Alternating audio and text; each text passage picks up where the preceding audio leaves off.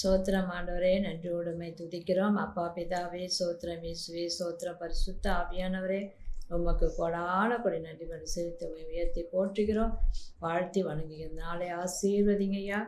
பாடல் மூலமாகவும் வார்த்தையின் மூலமாக வெளிப்படும் இயேசுவை நாமத்தை கேட்க தாப்பனே. ஏசையா என் மேல் மனதுருகி என்னை தொட்டவரே, ஏசையா ஏசையா என் மேல் மனதுருகி என்னை தொட்டவரே, ஏசையா அற்புதங்கள் அதிசயங்கள் செய்கின்றீரே. நான் ஆராதிக்கும் தெய்வம் உண்மை உள்ளவர், அற்புதங்கள் அதிசயங்கள் செய்கின்றீரே. நான் ஆராதிக்கும் தெய்வம் உண்மை உள்ளவர். ஆராதிப்பேன், நான் ஆராதிப்பேன், ஆராதிப்பேன், நான் ஆர்ப்பரிப்பேன், ஆராதிப்பேன், நான் ஆர்ப்பரிப்பேன், ஆராதிப்பேன், ஆர்ப்பரிப்பேன். ஏசையா என் மேல் மனதுருகி என்னை தொட்டவரே, ஏசையா அத்திமரம் துளிர் விடும்போது வசந்த காலம் ஆரம்பம் என்று சொன்னார். அத்திமரம் துளிர் விடும்போது வசந்த காலம் ஆரம்பம் என்று சொன்னார். காலம் இனி செல்லாது, கர்த்தர் இயேசு சீக்கிரம் வருகிறார். காலம் இனி செல்லாது, கர்த்தர் இயேசு சீக்கிரம் வருகிறார். ஆராதிப்பேன், நான் ஆர்ப்பரிப்பேன், ஆராதிப்பேன், நான் ஆர்ப்பரிப்பேன். ஏசையா என் மேல் மனதுருகி என்னை தொட்டவரே, ஏசையா ஈசோப்பினால் என்னை கழுவினீரே, உளையான சேற்றிலிருந்து தூக்கினீரே.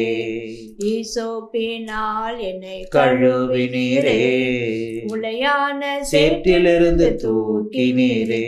என்னை காத்து கொண்டீரே, என்னை வழி நடத்துகிறே, என்னை காத்து கொண்டீரே, என்னை வழி நடத்துகிறே. ஆராதிப்பேன், நான் ஆர்ப்பரிப்பேன், ஆராதிப்பேன், ஆர்ப்பரிப்பேன். ஏசையா என் மேல் மனதுருகி என்னை தொட்டவரே, ஏசையா ஆவியினால் நிரம்பி ஜெபித்திடுவே, முழங்காலை முடக்கி ஜெபித்திடுவே. ஆவியிலே நிரம்பி துதித்திடுவே, முழங்கால்கள் முடக்கி ஜெபித்திடுவே. வருகிறார் இயேசு வருகிறார், நம்மை மறுரூபமாக்கிடவே வருகிறார். வருகிறார் இயேசு வருகிறார், என்னை மறுரூபமாக்கிடவே வருகிறார். ஆராதிப்பேன், ஆர்ப்பரிப்பேன், ஆராதிப்பேன், ஆர்ப்பரிப்பேன். ஏசையா என் மேல் மனதுருகி என்னை தொட்டவரே, ஏசையா உன் சித்தம் செய்திட அழைத்தீரே.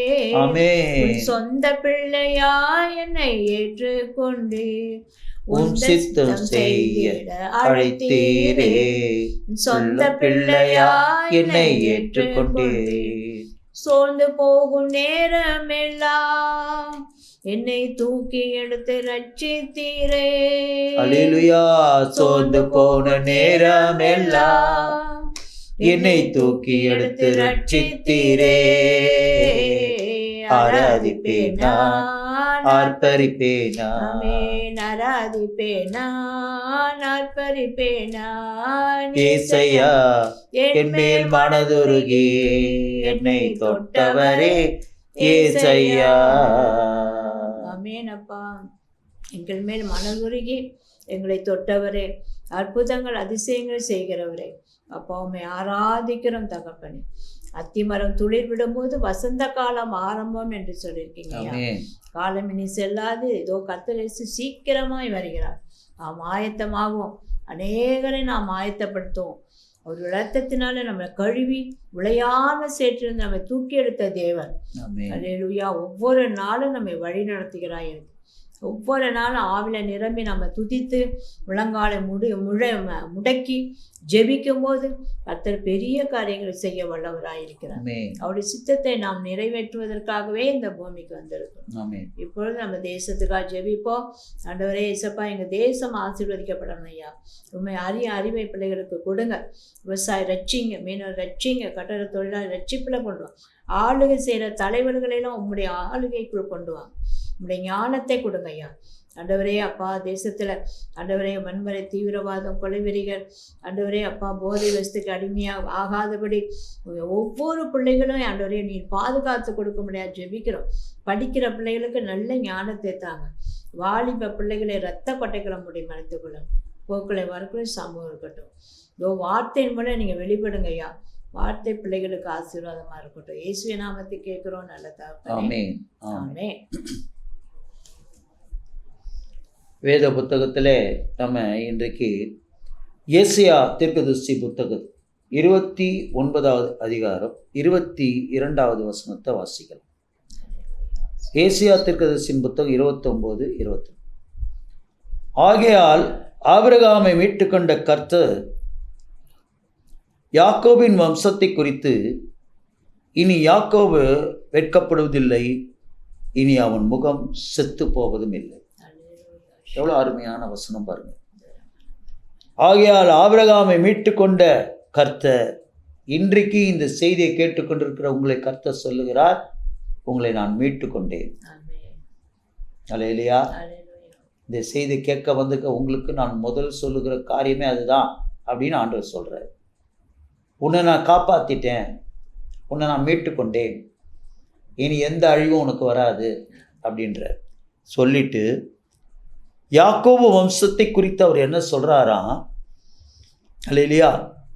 இனி யாக்கோபு வெட்கப்படுவதில்லை. ஒருவேளை நான் என்ன செய்ய போகிறேன், கடன் பிரச்சனையில் எப்படி இருக்கிறேன்னு, கடன் கொடுத்தவங்க வந்து கேட்கும்போது நான் என்ன செய்ய போகிறேன்னு எனக்கே தெரியலையே, திருமணத்தெல்லாம் ஒழுங்குபடுத்தி வைத்திருக்கிறேனே, இன்னும் எனக்கு கைக்கு வர வேண்டிய பணம் வரலையே, அல்லேலூயா, திருமண நாளும் நெருங்கி கொண்டு இருக்கிறதே, நான் என்ன செய்ய போகிறேன், வெட்கப்பட்டு போயிடுவேனே, அல்லேலூயா. இப்படிலாம் கஷ்டப்பட்டு கொண்டு இருக்கிறீங்களா? ஆண்டவர் உங்களை பார்த்து சொல்கிறார், யாக்கோபே நீ இனி வெட்கப்படுவதில்லை, உன்னை நான் அப்படி வெட்கப்படும்படி விட மாட்டேன். அதை சொல்லிட்டு என்ன சொல்கிறாரு? இனி அவன் முகம் செத்து போவதும் இல்லை. அல்லேலூயா. செத்து போவதும் இல்லை. சிலர் என்ன செய்வாங்க, என்ன செய்துன்னு தெரியல, வாயான்னு பொழுது உட்காந்து இருப்பாங்க. ஏன்னா செத்து போகிறவங்களுக்கு என்ன பண்ணுவாங்கன்னா, இந்த வாயை வந்து துணி போட்டு கட்டுவாங்க, பார்த்துருக்குறீங்களா? ஏன்னா செத்துல உயிர் போகும்போது வாய் வழியாக போயிடும்னு சொல்லுவாங்க. அப்போ வாயை பிறந்துப்பாங்க. உடனே வாயை பிறந்து கட்டி என்ன பண்ணுவாங்க, வச்சிருப்பாங்க, செத்து போனது. ஆனால் இங்கே ஆண்டவர் சொல்கிறாரு, இனி அவன் முகம் செத்து போவதில்லை. உன் வாய் என்ன செய்துன்னு தெரியல, நான் பொழுது உட்காந்து இருப்பீங்க பாருங்கள், அந்த நிலைமை உருவாகாது. அல்லேலூயா. இன்னைக்கு செய்தியை கேட்கறதுக்கு நீ வந்துட்டேன், என்னுடைய சமூகத்துக்கு வந்துட்டேன், என்னை நம்பி வந்துட்டேன், ஒத்தாசை ஒரு பருவத்தை நோக்கி கண்களை ஏறெடுத்து கொண்டு இருக்கிற உன் நம்பிக்கை என்ன செய்யாது, இனி வீண் போகவே போகாது.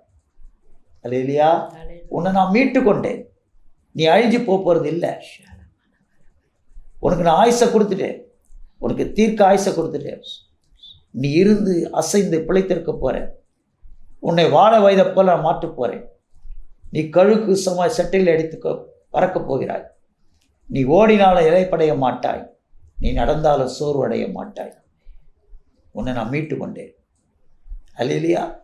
தைரியமாக இருங்கன்ற இந்த செய்தியை கேட்டுக்கொண்டிருக்கிற உங்களுக்கு பக்கத்தில் நான் மகிமையாக இருக்கிறேன். கண்களால் காணக்கூடாத ஒரு தேவனாக உங்கள் மத்தியில் இருக்கிறேன். காற்று இருக்குதா? இல்லையா? இருக்குது. ஆனால் அதை பார்க்க முடியாது. அதே மாதிரி ஏசப்பா இருக்கிறான்னு மாத்திரம் நீங்கள் நம்பிடுங்க. இருக்கிறவராக இருக்கிறேன் என் நாமம். எனவே நீ பயப்படப்பட வெட்கப்பட்டு போவதில்லை. அல்லேலூயா. இந்த ஏசாயா 29வது அதிகாரத்தில் ரொம்ப அருமையான ஒரு வசனம் அது. அல்லேலூயா. ஓஷலரபா தரபா. அதில் 17 நான் வாசிக்கிற கேள்வி. ஏசியா புத்தகம் 29:17. கர்த்தருக்கு ஸ்தோத்திரம். இன்னும் கொஞ்ச காலத்திலே லீபனோன் செழிப்பான வயல்வெளியாய் மாறும், செழிப்பான வயல் வெளியான காடாக எண்ணப்படும்.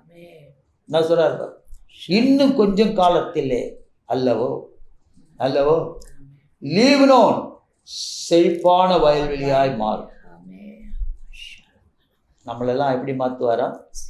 செழிப்பான வயல்வெளியாய் மாற்றுவார். கர்த்தரை நம்பி இருக்கிறவங்கள செழிப்பான வயல்வெளியாக மாற்றுவாராம்.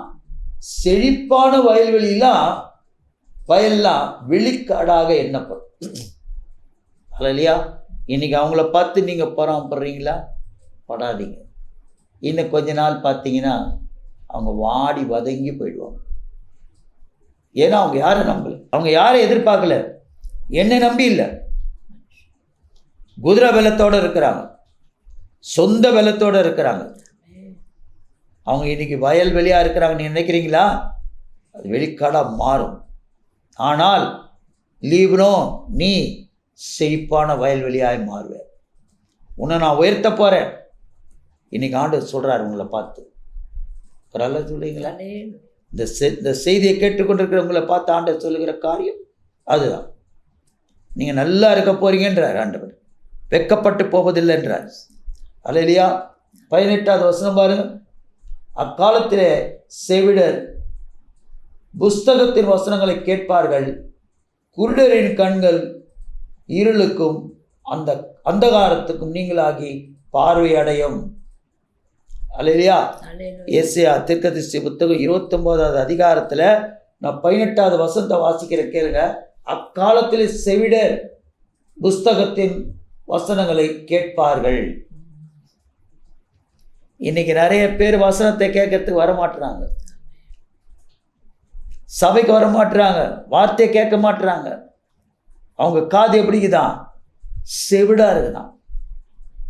ஆனா இனி இது நாள் வரைக்கும் நீ செவிடராக இருந்திருப்ப, ஆனால் இனி உன் காது நல்லா கேட்கும். நீ வசனத்தை கேட்கறதுல வாஞ்சியா இருப்ப. எப்படி இருப்பேன்னா பசி தாகத்தோடு இருப்ப. எப்போ ஏசப்பா வார்த்தை கேட்கலாம், யார் ஏசப்பாவுடைய வசனத்தை சொல்லுவாங்கன்ற எண்ணத்தோட, அல்லையா, நீ எதிர்பார்ப்போடு இருப்பேன்றாரு. அதுக்குன்னு ஒரு சபையாக போய் உட்கார்றதில்லை. வசனத்தை கேட்கறதுக்கு குறிப்பிட்ட ஒரு சபையை தேர்ந்தெடுங்க, அந்த சபைக்கு போங்க, அந்த சபையில் என்ன சொல்லி கொடுக்குறாங்களோ அதை கேளுங்க, கேட்டு அதன்படி நடவுங்க. கர்த்தர் உங்களை ஆசீர்வதிப்பார். அல்லேலூயா. பக்கத்தில் உங்கள் வீட்டு பக்கத்தில் இருக்கிற சின்ன ஒரு சபையாக இருந்தால் கூட சரி, பரவாயில்ல, போங்க. அந்த சபைக்கே கடைசி வரைக்கும் போங்க. ஒரு சபையாக தாண்டி தாண்டி தாண்டி எங்கெல்லாம் மீட்டிங் நடக்குதோ, எங்கெல்லாம் அழைப்பு கொடுக்குறாங்களோ அங்கெல்லாம் ஓடின்னு இருக்காதீங்க. உங்கள் சபையில் தான் ஆசீர்வாத விழா நடக்கும். அல்லேலூயா. ஆசீர்வாத திருவிழா எங்கே கிடைக்கும்னா உங்களுக்கு உங்கள் சபையில் உங்கள் பாஸ்டர் சொல்கிற வார்த்தையில் தான் உங்களுக்கு ஆசீர்வாதம் கிடைக்கும். நீங்கள் எந்த ஸ்கூலில் படிக்கிறீங்களோ அந்த ஸ்கூலில் அந்த கிளாஸில் அந்த குறிப்பிட்ட கிளாஸில் சொல்லி கொடுக்குற டீச்சர் சொல்கிறது தான் நீங்கள் படித்து நடந்தால் தான் எக்ஸாமில் பாஸ் பண்ண முடியும். ஒவ்வொரு ஸ்கூலாக போய் ஒவ்வொரு டீச்சராக சொல்கிறது கேட்டு வந்தீங்கன்னா நடக்காது. அல்ல சொல்லுவீங்களா? அதனால தான் உங்களுக்கு சொல்கிற அந்த வார்த்தையை உங்களுக்கு அழுத்தம் திருத்தமாக சொல்கிறேன். அல்லேலூயா. ஆசீர்வாத பெருவிழா எங்கே நடக்கும்? உங்கள் சபையில் உங்கள் வார்த்தை, உங்கள் பாஸ்டர் சொல்கிற வார்த்தையில் தான் கிடைக்கும். அங்கே தான் ஆசீர்வாதம் கிடைக்கும், அங்கே தான் தீர்க்க தரிசனம் கிடைக்கும். அதுதான் அங்கே ஆண்டவர் அழுத்தம் திருத்தமாக சொல்கிறார். நீ இது வரைக்கும் செவிடனாக இருந்த, இனி நீ செவிடு இல்லை, நீ என்ன செய்வ? வார்த்தையை கேட்க திரும்பி ஓடுவேன்ற. அதுக்கடுத்தது குருடரின் கண்கள் இருளுக்கும் அந்தகாரத்துக்கும் நீங்களாக்கி பார்வை அடையும். இது வரைக்கும் நீங்கள் எப்படி இருந்திருக்கீங்க? குருடராக இருந்திருக்கீங்க. தடவி தடவி தடவி வாழ்க்கை நடத்தி இருந்திருக்கிறீங்க. இல்லை, இனி வசனம் உங்களை நடத்தும். அல்லேலூயா. உன் காலுக்கு தீபமும் உன் பாதிக்கு வெளிச்சமாக இருக்கும். எது?